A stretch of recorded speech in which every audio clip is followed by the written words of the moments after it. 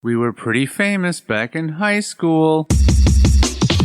Trust us! Had a whole future ahead of us, but now we suck. All that potential now is flowing in the aqueducts. Through the sands of time, many did forget. But now our time has come to resurrect. But a podcast? Sad I know, but can you blame us? We are desperate to be much more than high school famous.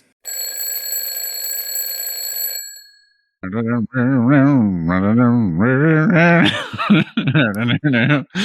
this. You started with that.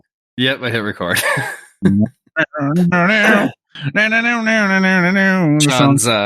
Sean's working on a song called "Work in Progress." It'll never be finished. Yeah, so you're hearing the first parts of it.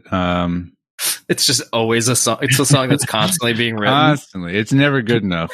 I'm a. But you're just constantly releasing it over and over again, as you're adding stuff and. Yeah, well, I'll release versions of it. Like, hey, here's where I'm at so far. What do you guys think? And maybe, I mean, this could be a song. This could be historical. And now that let's think about this. Okay. You're never done. You never declare that you're finished with the song, but you keep releasing like your progress of making the song. And maybe those different versions are so good that each time they release, they win awards. Like each version wins awards. And so you could say you won multiple Grammys, for example, for the same song. For the same song, just released over time. Unless the people that run that kind of thing would say, that's against the rules. You can only win a Grammy once for a song. I'm sure that's in place. I just like the idea of a song being called Work in Progress, and it's just continuously changing and always being worked on. Yeah. And there's never, ever a final version of it. And no one, it's like the only thing it's the only thing I ever release. Right. I never put out any other songs. No other music comes out ever. I mean, I once I finish this song, I will work on another song, but this one is just not done yet. Yeah, no, it's just... I mean, it's so good. It's so good so far. I mean, if that's where I'm starting from, imagine what it'll become over time. Well, I mean, it'll never become anything. It'll always be a work in progress. No, but but imagine what it will. Because otherwise, you'll have to change the name of it. That's true. Well, work complete or something. Work complete. I can't come up with I can't come up with like an actual song title. Right. File complete. My next song is called Next File. It's like having a song called, or like a story called Untitled Document. Yeah. Well, haven't there been things called, isn't there something like TBD Productions or something like that? Probably. There's some sort of title where it's basically saying like, there's Working Title, I think is a production company called Working Title. So that's in the same vein. Right. But I don't think they consider themselves, like they're not clever. Working. They're not planning on, replacing the title with an official title. Right. Working Title is their title. The official title, yeah. They're just trying to be clever and such. So, well, it's like when we were like making movies and we called our thing like Moving Pictures Productions or something. We did say that. Yeah. Yeah. Yeah, very clever, very clever of us. What was the other one we had? Up to My Exit Productions. I forgot about that. We made like logos for that and stuff. Yeah, that had a logo. Yep. Wow. Up to My Exit. I want to say, I think that, oh man, what did we use for that for? I don't even remember if we ended up doing anything with it. For some reason, I'm thinking was this before I was in school for video or was this after? I think this was probably like the between high school and you going to school for film production or whatever it was. I think, we must have been in the process of making something we were always in the process of making something. Everything we ever did was a work in progress. I know, that's everything. As it were. I mean, don't say did, like it's still that way. There's nothing that's right.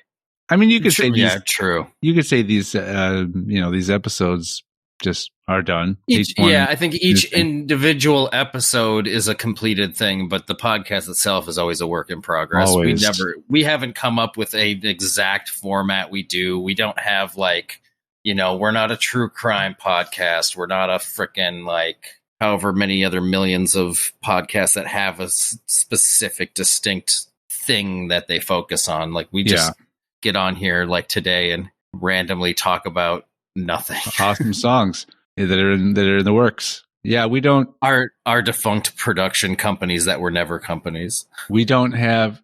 Yeah, we had. What was it? Wasn't there something to do with Pogo Stick too? Oh, there was. Yeah, we had Pogo Stick Productions. Yeah, which we had Pogo Stick Productions. I think What was Moving Pictures? I think it was like because like opening credits is always like what are the different things? There's like production companies and something else that's usually at the opening of a movie. Well, is it like there's the like studio like in association with. There's like a studio, and then like isn't there like a distributor? But I think that's more. Is the distributing side more when it comes to like releasing on DVD or whatever, or is that maybe distributing to theaters? Maybe our thing said Moving Pictures presents a Pogo Stick production or something. I think that's what it might have said. So it's like, what is Moving Pictures then? I know. Why do we have multiple things when it's just the two of us? Because we were trying to make them. I think we were just trying to make them seem like more legit things. Right. We wanted to make them look more professional. So we just did a bunch of unnecessary editing and added a bunch of extra crap. And I always put a bunch of crazy crap in the credits at the end of the movies we were making and stuff, just to make them seem more legit. Like there's more. Too bad we didn't know. Yeah, too bad there wasn't like a whole thing. Like we didn't come up with like cut scenes at the end of. Oh or yeah, in the middle of credits. That'd have been cool if we would have came up with that back in the day. But I wonder who like was the first. Like, what was the first post-credit scene that was ever made? I doubt it was Marvel. I'm sure we could look that up. I'm sure we could. You know what? Vamp for a second. Let me look. Well, let me just jump in with hello and welcome to High School Famous. Oh, yeah, that's a thing. The podcast featuring two men that sadly will never hit their prime. Okay, I thought you were going to say 40s. That's... Oh, well, that's... like, oh my God. That's dismal and, that's dark because we are very close. So if we're saying that's not going to happen, we're either going to lie to ourselves and everyone else about our ages, or we're going to make sure we're going to start the Forever 39 Club. The first film to feature a post-credits scene is The Silencers, released March of 1966. Wow. I've not heard of The Silencers. The scene depicts lead character Matt Helm along with a cadre of beautiful women and the caption, Matt Helm will return. And that was 60 what? 66. And apparently the Muppet movie did it. Like the original Muppet movie? Yeah. Was that 70s? When was that made? If you think about it, we knew that we would know that the Marvel movies wasn't. Like, think about the movie Ferris Bueller's Day Off. He comes in at the end and says, at the end of the credits, he's like, what are you guys still doing here? Like, he comes out, because, he kind of breaks the fourth wall several times in that movie. So at the end of the movie, he comes and talks to the camera, like, what are you guys still doing here? Like, leave, go. Yeah, a bunch of movies Mr. done it. Broderick. Yeah, Ferris Bueller's Day Off is in here. The Producers. I could see that. Young Sherlock Holmes. Yeah, Masters of the Universe. Okay, well, we were only looking for the first. We weren't looking for everything after that. Well, there you go. The Silencers. The Silencers, 1966. Lays claim to being the first movie, at least, that has film. Well, I mean, versus like a television show. But first movie to have a post-credit scene. And it's a will return in. It's kind of like what is how many times movies have done that and then it never happens. Yeah. Like I remember seeing when I first saw it must have been Dogma when it says Jay and Silent Bob will return, and Clerks 2 Hardly Clerkin' was listed in the credits. Oh, really? Movie. And I'm like, oh, great, Clerks 2. And then the next movie that came out was Jay and Silent Bob Strike Back. Right. And I'm like, this is not Clerks 2, and I hate this movie. So I was disappointed. Well, then they did in that one too. They said like, oh wait, what was the? There was one movie where they said and that's it. You know, some about when they had the monkey or whatever, and they're like saying how they'll tell that story later or some shit. Oh, I think that was the. Ooh, yeah. For some reason, I want to say that was at the end of Mallrats. Maybe where they show Jay and Silent Bob walking down the street, down the road. Maybe their cars broke down or something. They're just walking down a long road with like nothing on either side of it, like if it's in the remote area. And they both have they're both holding this. I think it's an orangutan, or some kind of monkey. They're holding his hands, or it must have been her hands. I think the monkey's name was Suzanne. Yeah, and it says like that's another tale for another time. Yeah, and I think that's what became Jay and Silent Bob Strike Back. That's what they, that's what they did that for. When the Kevin Smith movies started going downhill. Well, you know why that movie was made, right? No. Jay and Silent Bob Strike Back? Was it a Miramax thing? Like they had a deal with so many movies or something? No. Kevin Smith basically said, hey, Jay, if you get sober, I'll make a movie where Jay and Silent Bob are like the main characters. Okay. And I'm like, wow. I guess it's one thing to honor your promise to your friend, and it's a motivation to get him to stop using drugs and whatnot, but that's an awful movie. I remember at the time. And he was drinking. At the time, it was whatever. And Jay was secretly drinking very heavily during the making of that movie. Oh, so really?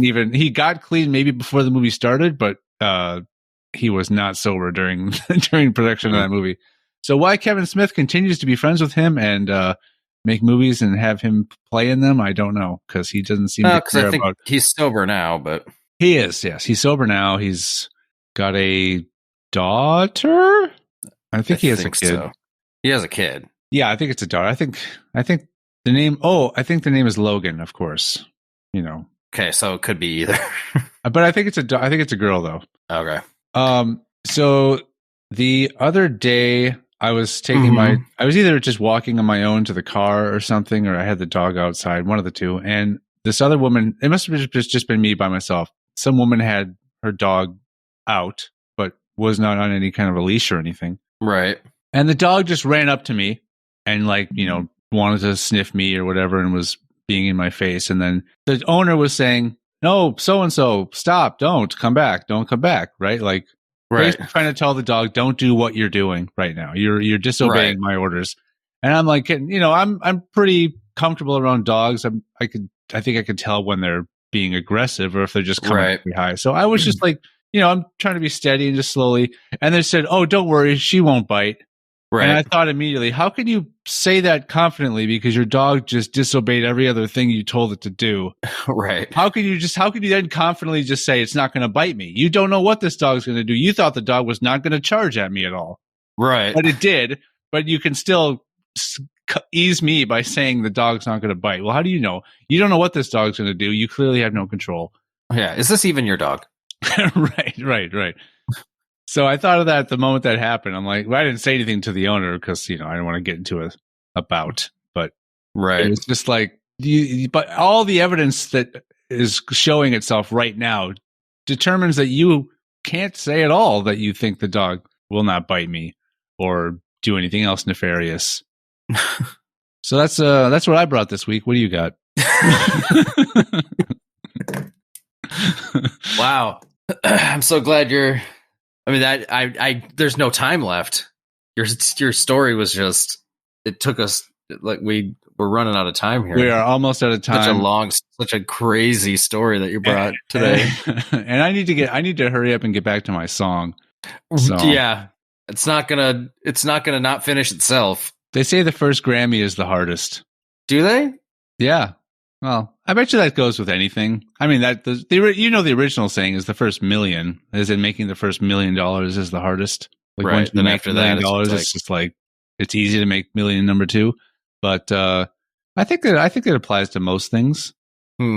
Especially if you're someone who's in the music industry and you win a Grammy, you're kind of probably there's more attention on you each time you release music, and they are gonna expect what you make to live up to what you made before. And so it's probably easier to get nominations for awards after you've won awards. I think, well, tell that to somebody who's been nominated a bunch of times and then never won. What was that soap opera star?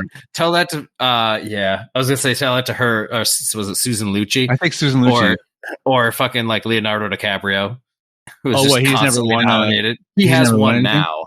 Oh, he won I believe he won for The Revenant, but he was nominated so many times before that. Is The Revenant? Is that the bear movie? Yeah. Yeah. Everybody remembers the bear part. Well, I've never seen. I don't remember any part, but I've just heard people talk about sometimes it. Sometimes it's crazy. Yeah, but it's crazy to think of like some people that get snubbed, like were snubbed or quote unquote snubbed for so many years for what roles that people feel they should have won for, and then sometimes the ones they do win, you're kind of like, well, they just at this point, I think they just kind of gave it to them because either the rest of the nominees weren't that great, or it's like, if we don't give it to them this time.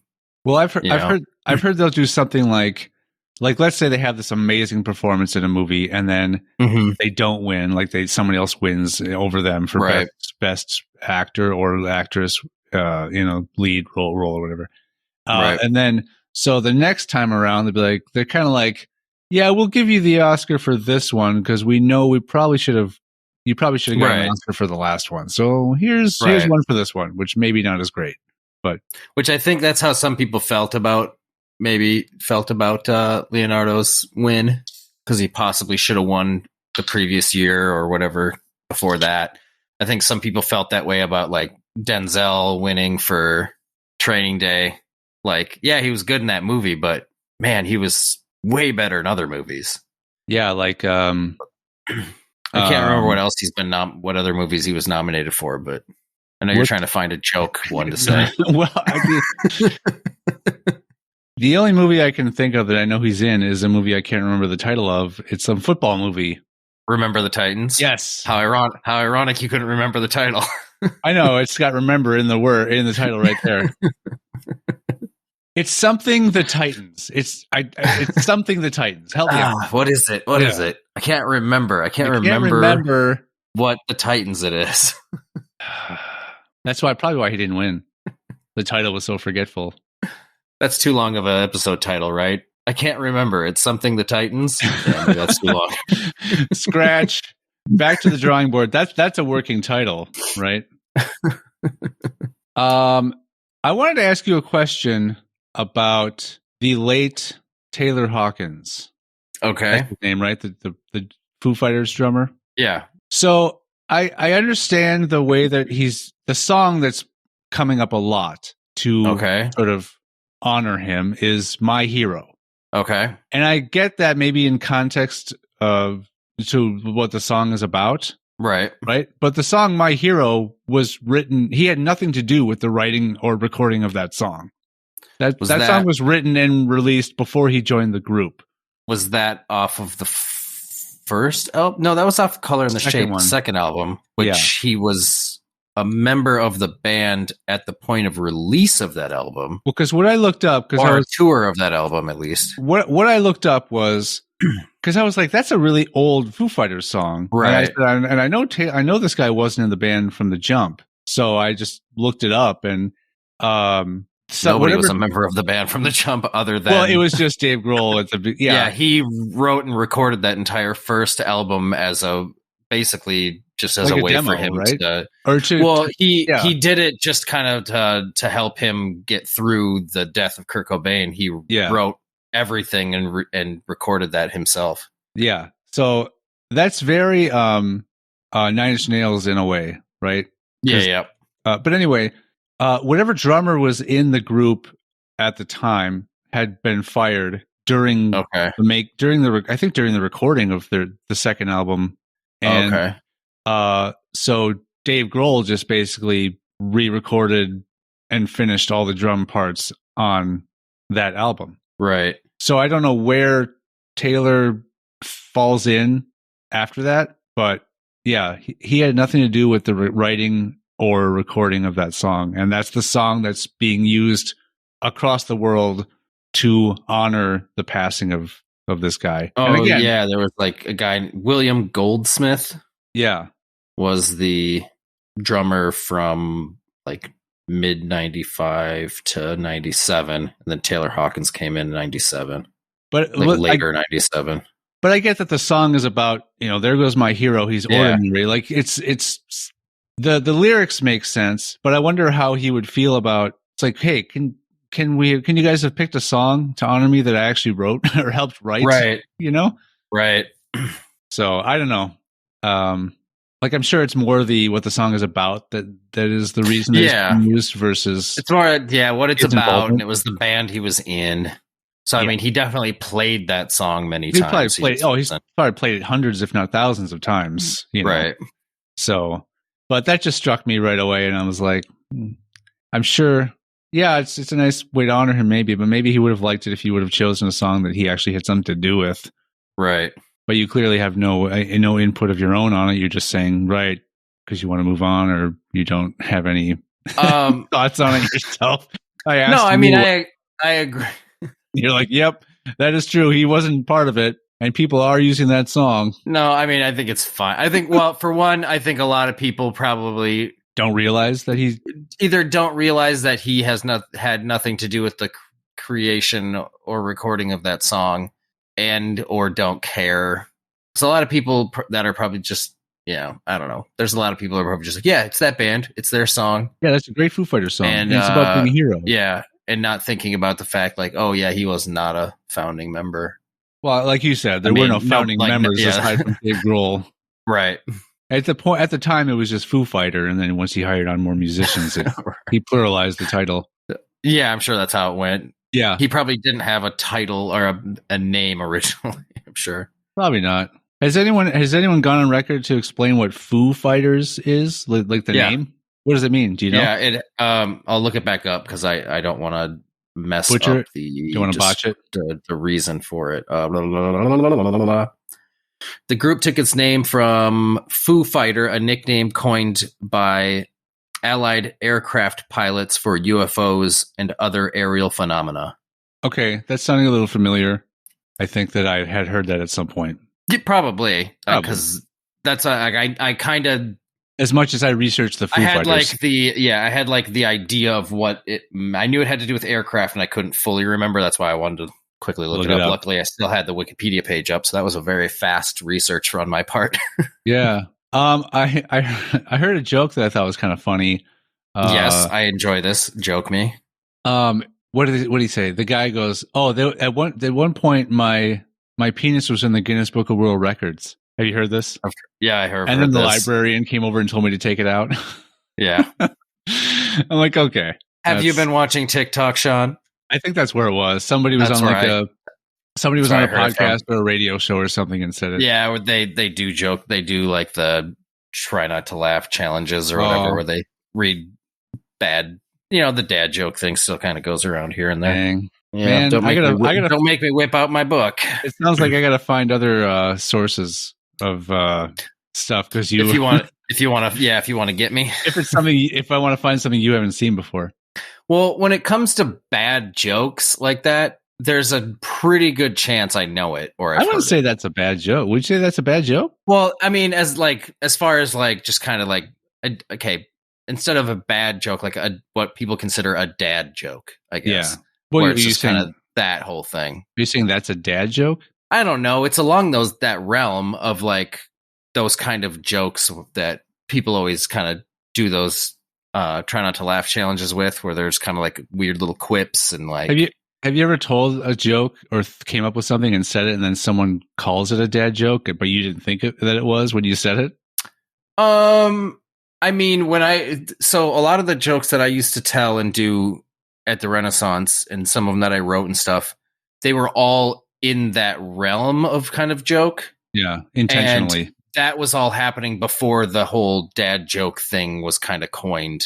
Oh, so you did it before it was cool? I think that, no, I'm not saying that. I'm just saying before that terminology or that description of what it was in the modern lexicon. Because I feel like that's more something that's within the last 5-6 years when people started doing that, saying like, "Oh, dad jokes, blah blah blah," and it's like, well, we were doing all those jokes already when I was doing the Renaissance from what was it, 05 to 14, yeah. So it was a little bit kind of before that we were doing all that stuff, and so I mean, they're the same crap jokes.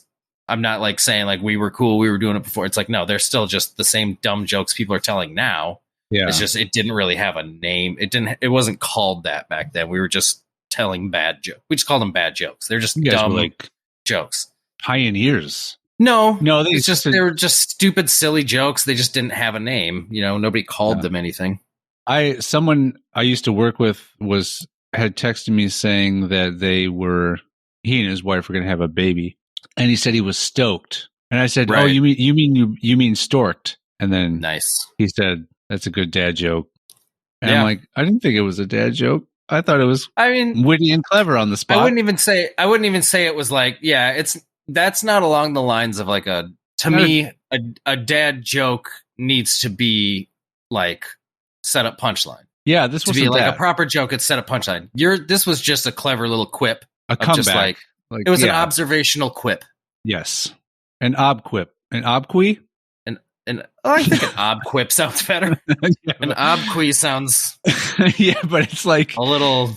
But then but I was like, well, if you're gonna shorten it, shorten both parts of it. Don't just shorten the first word. Well, obqui and what if you take the first part of observation and sorry, and a little break for your song there. Inspiration came to me. I had to record it. That's good. Yeah. Take the first part of observation and the second part of quip, then, and the bass. Call it an obip. And a what? The first. Am I gonna have to send you like back? Just send you just your audio clip so it doesn't have me talking over it, so you can put it in the song. No, I can re-record. I mean, would it be helpful? It would, yeah. And just do some tweaking with the levels while you're at it. Okay, yeah. Let me do some work for you. Yeah. Right. Some pro bono work. You say so you said obip, like will you take the first part? Yeah, like an observational quip, and the last part of quip. Yeah. An obip.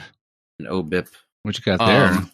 No, so I wanted to see, since you threw a joke out at me, I wanted to see if I found one, if I had one. I thought we declared that. Oh, are you talking about the Guinness joke or the?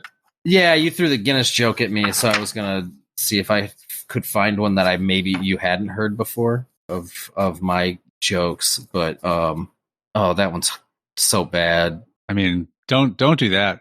Don't reference one and then say it's bad and then not read it. Not say it. All right, Sean. Hold on, I'm getting ready for a spit take. No, I'm not going to do that. I mean, you don't need to put something in your mouth to have a spit take. Well, the idea is that you laugh. No. Just as you can just put something in your mouth, spit out. Yeah, but that's not what a spit take is. You're like, oh, that joke was hilarious. Yeah. My camera, here's just saliva dripping down. Yeah, I accidentally. So I went to the back of the book, which was the ones that I could only tell around certain people because they were a little dirtier. Gotcha. So, family. This joke is why does Dr. Pepper come in a bottle? Because his wife died. Oh no. Oh. We're just gonna put that book away. Yeah. Total dad joke. But but no, like, and maybe we can do this. Because what I used to do with one of the guys out there is I would come up with like an idea for a punchline to a joke. I'm like, I want this to be a punchline. And the other person has to come. We would challenge each other. I'd be like, all right, here's the punchline, and we're gonna come back in a few hours, and we're gonna have each of us is gonna come up with a setup, and then compare setups. I don't remember what his setup was, but the idea was the punchline was bipolar bear. Okay.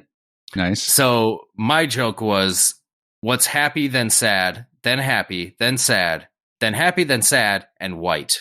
It's a bipolar bear. Sure. Dumb joke. I don't remember what his was, but That was one joke I came up with. I think maybe end it with "and white all over," because that's what those usually end with, like an all over. Anyway, I think I've heard that. Like I've heard that one before. Black and white and red all over or some shit. Yeah. I've probably told you that joke. A zebra that murdered a nun, or like a penguin falling down the stairs, or whatever. There's always. Well, I like mine better. A zebra that murdered a nun. Yeah, because it's two things that are black and white. It doesn't even have to be the nun. Like that's just because nuns are typically part of those black and white jokes, and but this is a zebra who's also black and white who has red all over because he murdered a nun. Right. I like that. Write it down. I refuse. I'm gonna erase it. I'm gonna take out my blank notebook and erase the nothing that's on there, just to completely counteract your request to make record of that with ink and paper. Right. Mm-hmm. Oh, I just thought of another black and white and red all over joke that that, as far as I know, I just came up with in my head, and because I haven't heard it anywhere before. But yesterday, what's black and white and red all over? A hate crime. That's probably out there. Probably. I can't imagine that I made that up. Remember last week when I said that was pun intentional? Yeah. I came up with that organically, but then I looked it up and it already existed in the ether. Yeah, so guaranteed. That's what I don't like about that stuff. Like, because I legitimately created that for myself, all on my own. You could say I came up with that, but someone else also came up with it years before, likely. But does that take away the creativity on my part just because someone else had come up with it sooner and I was not aware of it at all? I mean, I feel like it sucks because it feels like it does. It takes the wind out of your sails for sure. No, it does that. It's like, man, not that I was going to use this for anything ultimately anyway, but now I can't, even if I wanted to. Yeah, but it's that weird thing. It's that thing of like when like comedians like steal other people's jokes, but then they're like, I didn't steal this, blah, blah, blah. Carlos Mencia. Right. But there's that whole thing of when they do kind of talk about that stuff, there's that thing of like kind of having that like unconscious thing where it's like you probably maybe heard it a long time ago, but forgot about it. And then later on, you thought like, you're like, oh, this is funny. This is crazy. And then you kind of like make a thing about it and then realize later like, oh shit, that already exists. I maybe heard that somewhere before, but you just forgot that you'd heard it somewhere. So then now all of a sudden you feel like you're organically coming up with this cool idea or something. So you maybe heard pun intentional years ago and just completely forgot about it. It's possible. And then it popped in your brain. Or knowing you come up with weird shit like that all the time. You're probably just like, oh, this is funny. But yeah, of course that exists already. How would nobody have ever thought of pun intentional? It's one of those things where you think about it and you're like, there's no way that this hasn't been said before. You look it up and lo and behold, you find countless numbers of examples of it existing already. Oh yeah. It's chums all over again, Sean. Yeah. Well, that was us. That's the opposite. We came up with that was way before. Fucking forever ago. We came up with that way before it was on. That was like over a decade before that showed up anywhere. I don't say that falls in the same category because we came up with it. We never made anything with it. And then someone else actually used it in something they made. And now it's like, oh, well, if we were just not so lazy, if we were just not so lazy back then. Well, I mean, even then, like, what would we really have done with it? Yeah. Even if we had done something with it, would it have gotten any legs to be like, yeah, we did? Like, no. I mean, the only way is if we would have put it up somewhere. Not that it would have needed the legs, but you could show proof that this was something that you came up with before they did. Right. I think the only thing that would have materialized out of it would have been if you guys recorded the alternate lyrics theme song, but that would have been just ripping off the original theme song, so you couldn't even really use that for anything anyway. You could, because it's parody, so you can do whatever you want with it. Yeah. So parody you guys could have like recorded the theme song and 100% put that out somewhere. Yep. Oh. You can do, as long as it's parody, you can pretty much do whatever you want. There was a coffee shop that opened up that was called like Off Central Perk. No, it was like Off Center Perk. Hold on, I got to look it up again because it was something. It was a Starbucks like ripoff thing, but it was called like, can't remember if it was like Starbucks sucks or something like that. But oh, that's even lazier. That's awesome. That's just call it Starbucks parody. It was called Dumb Starbucks. Oh, I like Dumb that even Starbucks more. coffee. He used parody law to open up a coffee shop nearly identical to Starbucks. Try to click on the link so I could show it. Let me see it. That's not what I wanted to see. But yeah, nearly identical to Starbucks in its branding and appearance. Like it looks exactly the same. Like, is it still around, or what happened to it? I don't know, but like there's like their cup. Sure. Just says Dumb Starbucks coffee. Is that the same logo image, or is it slightly different? The logo looks like it's identical, other than that it says Dumb Starbucks coffee instead of just Starbucks coffee. I'm wondering if they got in trouble for using that same image, like of the woman. Yeah, I don't know. Because I would imagine they would have copywritten that. Or I don't know where I don't know where you apply a trademark versus a copyright versus reserved versus, I don't know what the differences are. So I don't know if you copyright an image or if you trademark an image. But either way. Oh, so this was for some TV show apparently. Oh, this is less funny now. Yeah. I thought this was some guy that like really made a coffee shop. This was fucking real. Yeah, but I think still Blair Witch all over again. I think still with that in mind though, like they officially didn't have to pay Starbucks anything to use any of that stuff by making it a parody version of it. So sure. I guess that's a way to get away with doing something like that, like in a show or something. Are you like if you want to make a show that is pretty much a carbon copy of an existing show, but just call it no. I mean, like instead, if you want to use something in a show that would require you to pay royalties to somebody, you just do a slightly parodied version of it, so you can still do it without having to pay for the royalties. I mean, what they used to just do was just make up their own fake products that they would use. But then, yeah, here, do you know what the first movie was that had an actual existing product featured in it? That was like product placement specifically to get money from. Okay, no, E.T. Oh, the whole Reese's Pieces thing. Yeah, that was the first movie to have. M&M's didn't want to do it or whatever. Is that right? I think it was something like M&M's didn't want to be a part of it or some shit. So they're like, okay, we'll go with. I guess we'll go with Reese's Pieces. And then Reese's Pieces sales fucking skyrocketed after that. And to be honest, if I have to make a choice between Reese's Pieces or M&M's, I'm probably going to get Reese's Pieces because they're way tastier. They are one of those, like, it's kind of like a sleeper one for me. Like, yeah. I almost never consider getting them, but whenever I do, I'm like, these are really awesome. Why don't I get these more often? Mm-hmm. I almost never want M&M's. I'm just like, M&M's. There's better things than M&M's to get if I'm going to grab candy. But yeah, Reese's Pieces definitely are that same thing of like, I don't think about them, but then when I see them on the shelf and I'm like, yeah. And then I'm like, damn, why do I wait so long to have these? Because I think you can easily burn yourself out on Reese's Pieces.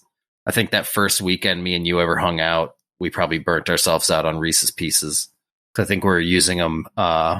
We were playing like poker or some card game. And we were using them as like poker chips for betting. Oh yeah, I think so.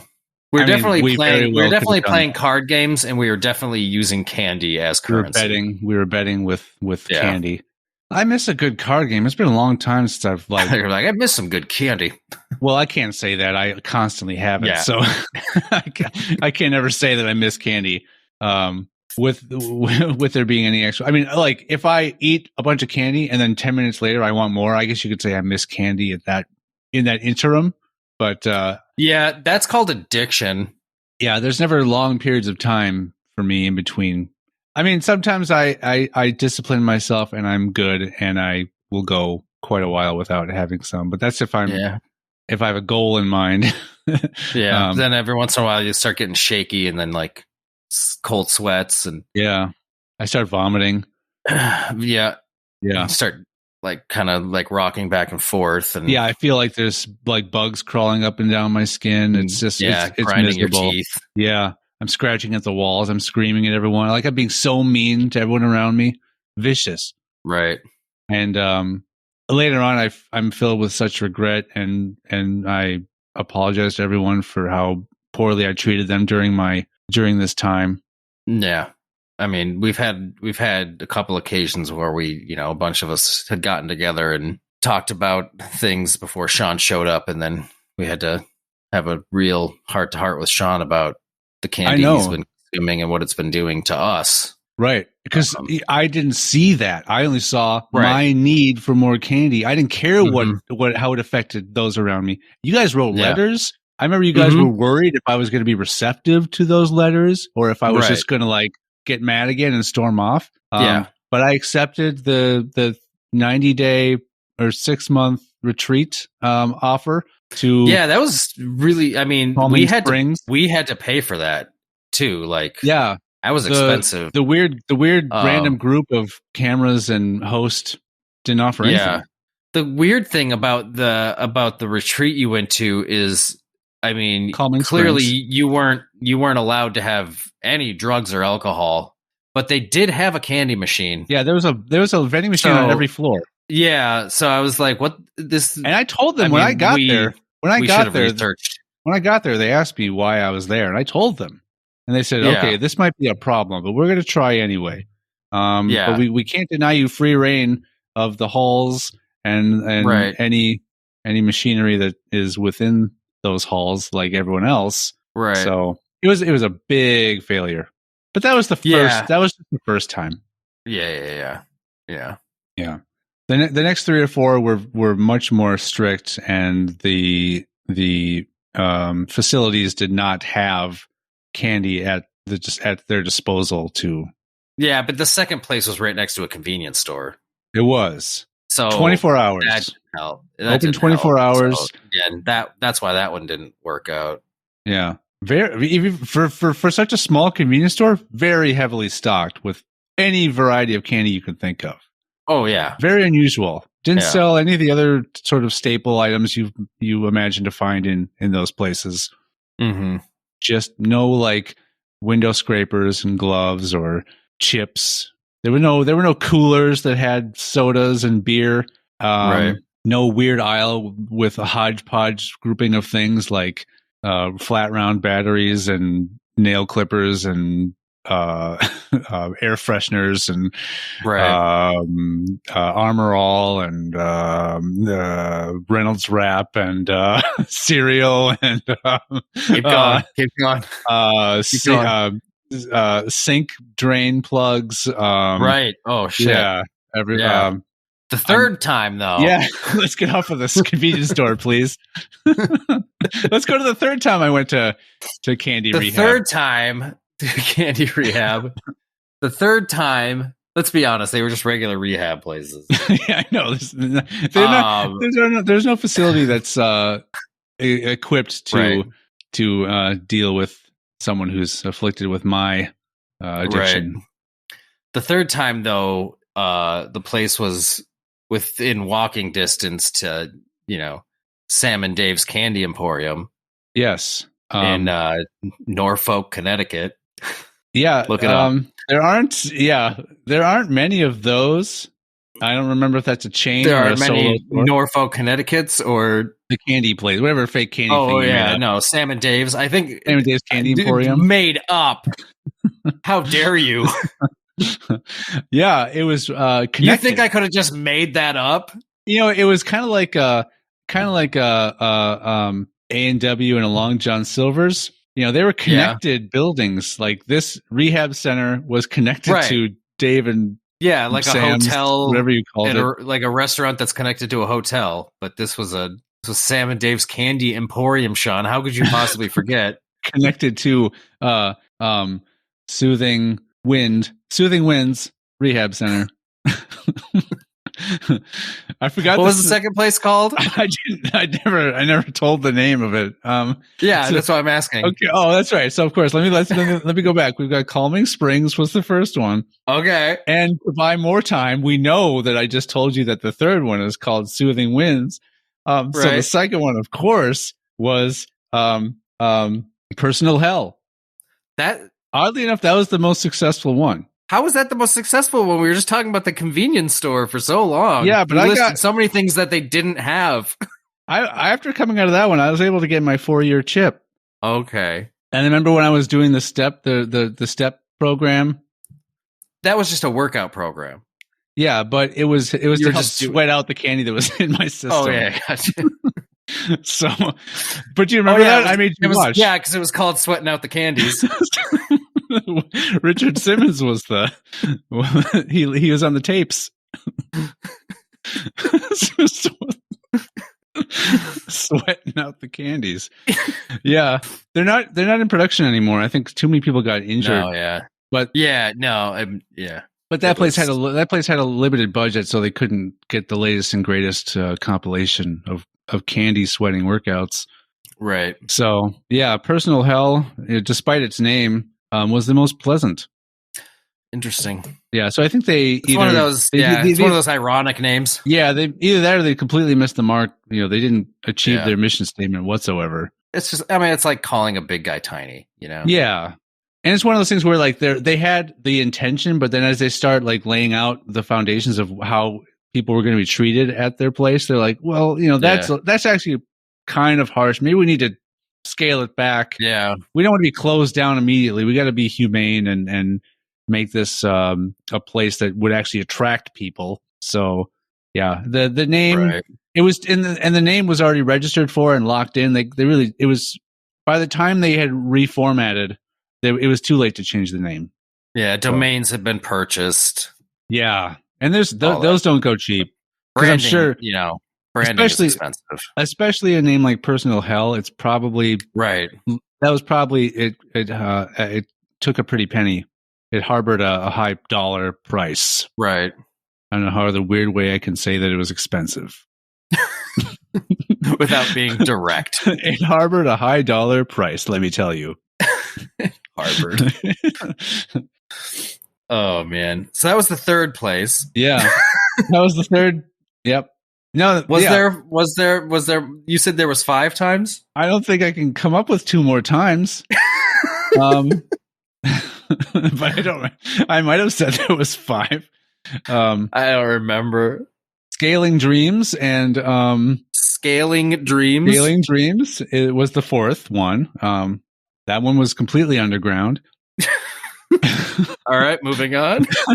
No explanation. And then Posthumous Achievement. Okay. Odd. Not a lot of people came out of that place. Yeah. I mean, that's kind of like a Dr. Kevorkian, you know, under the radar. It was a sort of a Dr. Kevorkian-esque establishment. Yeah. You knew you were getting into. A lot of assisted suicides. Yeah. So that's when you complete the program. So clearly I didn't on that one. Right. I'm like, I'll take the candy. I'll risk the candy. Nothing is worth this. Well, I mean, yeah. I mean, since then, I mean, you still eat candy. Yeah. I think we realized when it came down to it, I think we just kind of realized like, he's not really doing anything bad other than to himself. Yeah. I'm not. Yeah. He's really not hurting anyone but himself. And, you know, because really, I don't know why we got so worked up over it. I know. Being that candy is, you know, 100% legal to purchase and consume. Yeah. Well, that's what made it hard for us to get you to, you know, stop being able to get it. Yeah. Especially because these places didn't like not allow you to have candy in them. I know. Like they actually kind of encouraged it because it helped, you know, a lot of the other patients not, you know, to kind of work off their withdrawals for what they were going through. I mean, let's pull back the whole curtain, Matt. I'll reveal the truth. Let's be real. Okay. You guys were concerned because I was exclusively getting my candy from drug dealers. Well, yeah. Yeah. Because you heard this guy once say I had to go get my candy. Yeah. Wink, wink. He didn't say wink, wink. And I said, who are you? Can I come podcast? Yeah, you're like, oh, Candy? Cool. And you follow the dude. Yeah. And he got cocaine. And you're like, oh. Is that for your donuts? I wanted candy.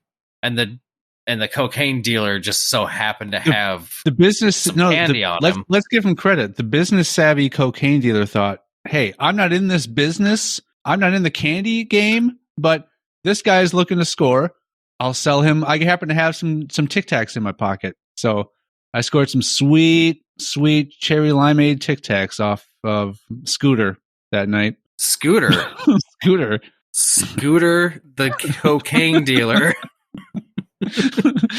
Man, your improv is on fire tonight. I'm really tired too. I don't know why this is happening. Oh, that's great. But yeah. So, there it is, everyone. So now all the even though there's no need, but all the listeners can now hold me accountable going forward should I fall back into that old game. Yeah. That old life. Right now I feel like your candy consumption is something that you still struggle with it daily, but I feel like I had 2 Reese's peanut butter cups yesterday. Yeah, I feel like you've gotten to the point where you're kind of handling it. Right. And you're able to still maintain decent relationships, and you're not asking your friends for candy money anymore like you used to. Candy money. I'm homeless and I'm begging for candy money. Holding up your little cardboard sign, need money for candy. Yeah. And they're like, yeah, okay, sure, candy. Like, no one believes me. Mm-hmm. I'm like, really? He's going to spend that on alcohol. You're like, I assure you I'm not an alcoholic. Please. I pull out all the empty candy wrappers out of my pockets that I hang on to. Like, look! For proof. Look! Oh, look at this! And that's when they're like, and they drive away. Cause I fall to my knees and start crying. Oh, man. So how was your week? I saw that.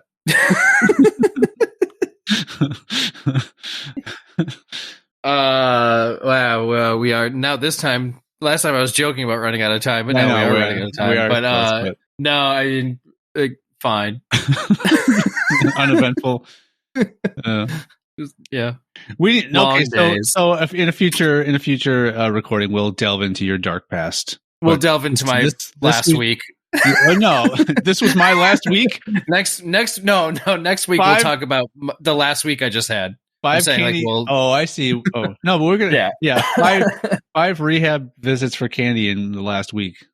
Oh man, that means next time I have to be on my improv game. I was busy.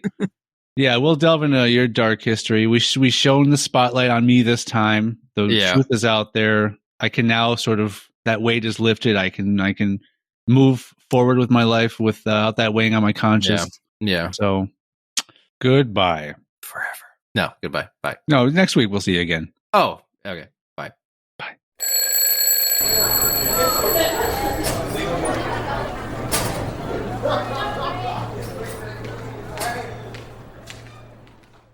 We are on TikTok now, which makes us even cooler. HS Famous.